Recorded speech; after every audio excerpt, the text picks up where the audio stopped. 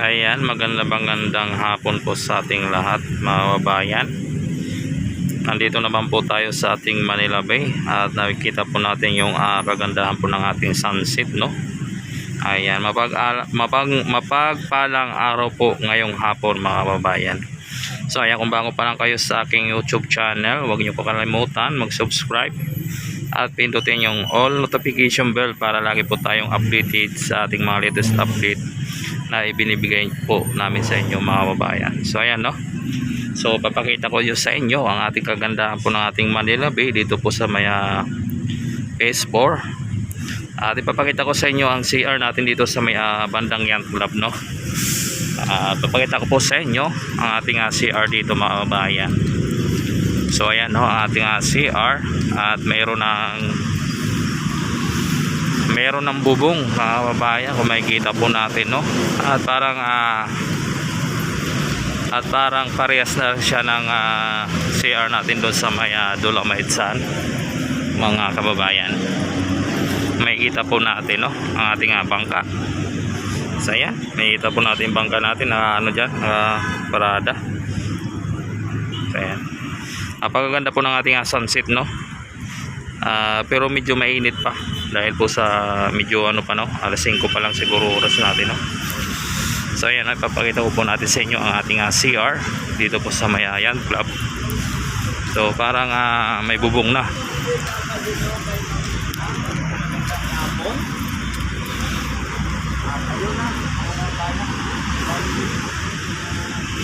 So ayan, no, makikita po natin ang ating CR dito po sa may Yacht Club. Ito yung bagong CR dito. May bubong na, no, makikita po natin mga kababayan. At saka may mga installation na rin ng mga wiring ang ating CR. Tapos meron namang nakaabang na mga wire, no, dito po sa likod.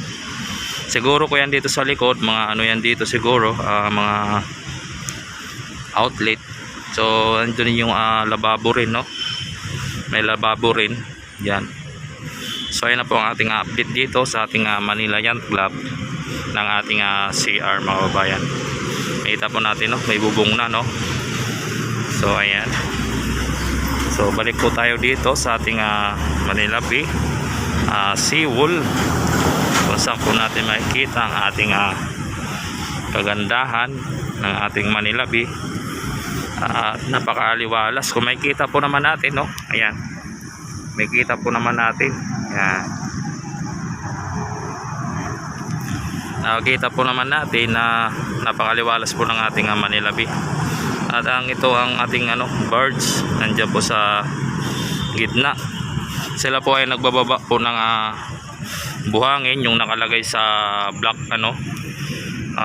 tawag doon, yung pinaglalagyan nila ng buhangin. So nilalatag nila doon sa pinagdadaganan nila ng black pipe natin para lumubog, no. Yan po ang kanilang ginagawa, no, mga babayan. So yan po na makikita po natin, yan po ang lumang CR po dito sa ating Manila Bay. Ang pinakalumang CR na po yan. So makita po natin, nandito po na yung bago. Yan na po ang bago nating CR dito sa may Manila Yacht Club, no. So meron din yung pinupuspos ang ginagawa na ating CR doon sa may Dolomite Sand, dahil po hinahabol yun para sa soft opening siguro, o pag-open nitong October, no, mga kababayan, ang ating CR doon sa may Dolomite Sand. Makita po natin ang ating wood pins ay talagang pulido na rin, no, ang ating wood pins pagkagawa nila. Yan, makita po natin dito po sa ating Manila Yacht Club. Ayan. So pakita natin sa inyo ang ating sunset na napakaganda, no. So napakaganda dito mga kababayan, lalo na kung hindi masyado mainit o kung may hangin, no. Sarap magtambay dito sa gilid po ditong seawall natin. Itong seawall na to, yan, napakagandang seawall natin.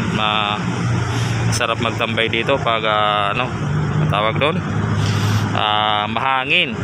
So ngayon hindi po masyado mahangin, kaya medyo mainit yung ng ating araw. So ayan, pakita ko natin sa inyo uli ang ating karagatan. Ayan, So ayan o, makikita po natin ating karagatan, napaka ganda na, no? At sa ating batuhan wala tayong makikita mga basura. Talagang malinis na po dito sa ating Manila Bay, no? So tutok po tayo ulit dyan sa may sunset, no? Napakaganda. Yan, no? Napakaganda po mga babayan. Makikita po natin doon banda ang ating mga yan, mga birds na tawag dyan, pangharang sa basura, no? Napakaganda. So dito yung mga bangka naka din sila, naka steady, wala po silang palaot ngayon, no mga babayan. So makikita po natin ang ating batuhan, no? Ayan, kung makikita po natin ang batuhan natin ay napakaganda mga babayan. Yan, so ayan, no? Napakaganda. Ayan, napakaganda po ng ating gilid po ng ating Manila Bay, no? Ating batuhan, wala na po tayo makikitang basura. So dito naman po banda ang ating gray sand, marami pa po doon ang tambak, no? So ayun, napakadami pa po. Yan po sa may natin ng ating yan club, makikita po natin ang kagandahan. So ayan o mga kababayan, no? Ayan po ang ating latest update dito sa ating Manila Bay mga kababayan. So hanggang sa muli, hanggang dito na lang po ang ating video na maibigay sa inyo mga kababayan. So huwag nyo kalimutan i-subscribe at i-click ang all notification bell para lagi po tayong updated sa ating mga anumang latest update dito sa ating Manila Bay. So hanggang sa muli, Chief Moto Vlog ang iyong lingkod. Maraming salamat po, and God bless you all. Bye bye.